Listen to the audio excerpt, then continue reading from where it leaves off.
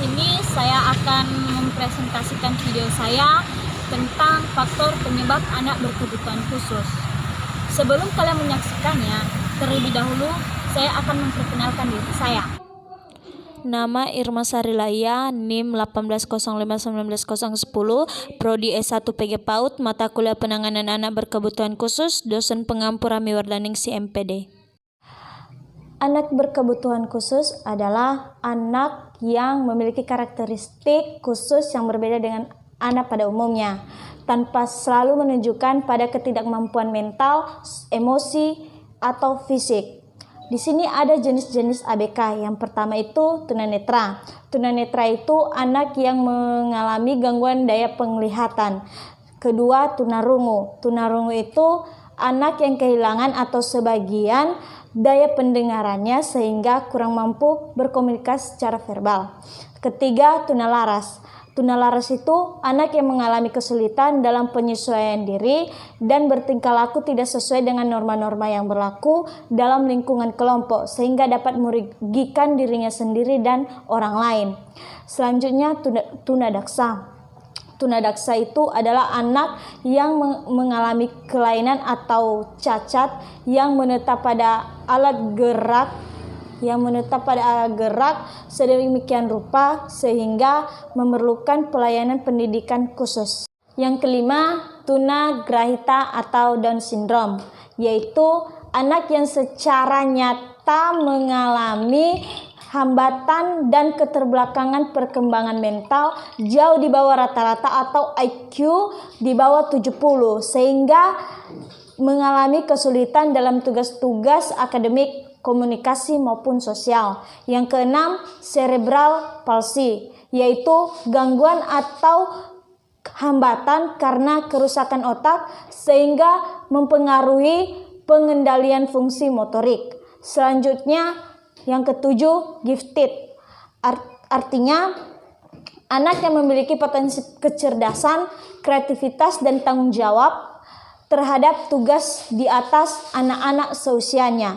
Yang kedelapan, autisme, yaitu gangguan perkembangan anak yang disebabkan oleh adanya gangguan pada sistem saraf pusat yang mengakibatkan gangguan dalam interaksi sosial, komunikasi, dan perilaku. Yang kesembilan yaitu Rett disorder, yaitu jenis gangguan perkembangan yang masuk kategori ASD yang ditandai dengan hilangnya kemampuan bahasa bicara secara tiba-tiba.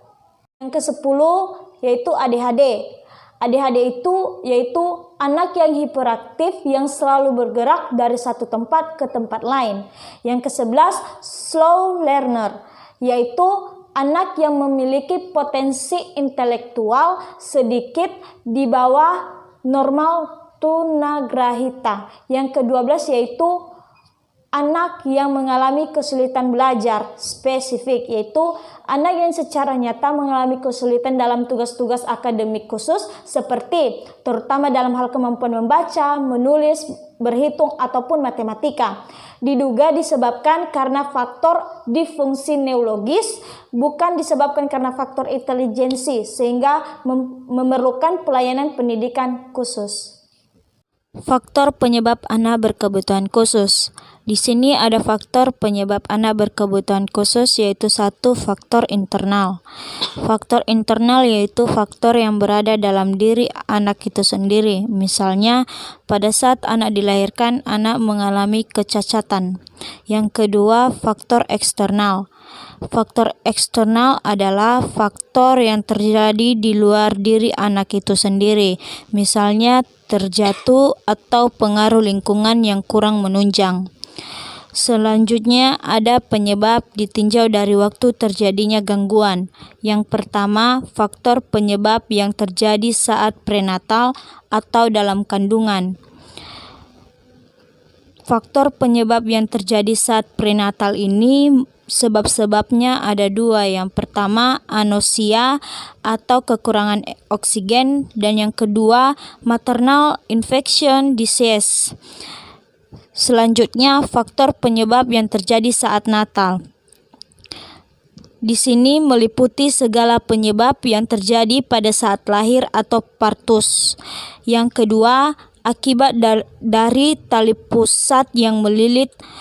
Ketiga, hal ini terjadi akibat partus yang sulit.